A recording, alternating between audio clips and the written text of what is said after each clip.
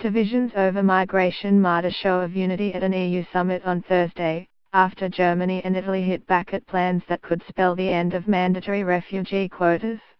Germany, Italy and the Netherlands have led criticism of a proposal from the European Council President Donald Tusk, who has described refugee quotas as divisive and ineffective.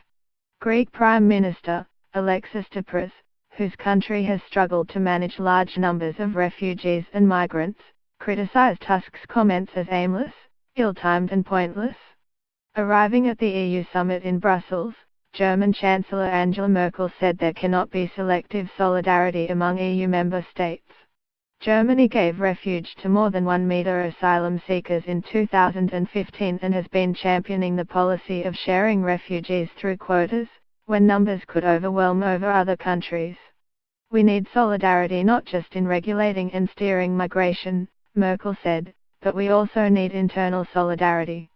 The row threatens to overshadow an EU summit that insiders hoped would be a show of unity, as leaders launch landmark plans for greater military cooperation and bask in a common position on the first phase of Brexit talks.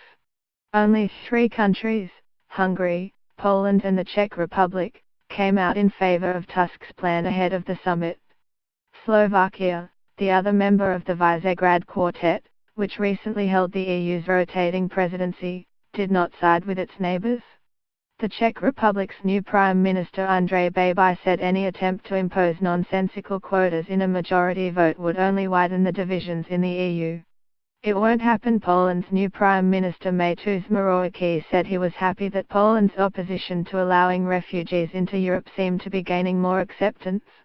Poland, along with the Czech Republic, Hungary and Slovakia, pledged €35 million, £30 million, for Italian-led projects to protect the border at Libya, as part of EU efforts to stem the flow of people attempting the dangerous journey to Europe.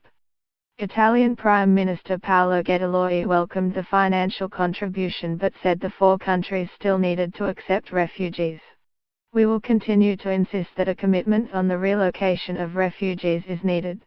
Officials have been even blunter in private. One European diplomat told his counterparts that Tusk's paper should be put in the bin. Another diplomatic source said it was very badly written and much too unbalanced in favor of Central Europe. However, another EU diplomat, from a country supporting quotas, said it was time to attack the issue, which was starting to poison other debates. At this point in time, what I am expecting is a good old bust-up, and in a later phase we will narrow the field of possible outcomes. The EU is not aiming to reach conclusions on this thorny issue at the summit. Divisions are accompanied by emotions which make it hard to find even a common language and rational arguments for this debate, Tusk said, referring to the chasm of opinion on migration, but also the future of the single currency. EU leaders agreed on compulsory quotas at the height of the migration crisis in 2015, despite opposition from 4 Central and Eastern European countries.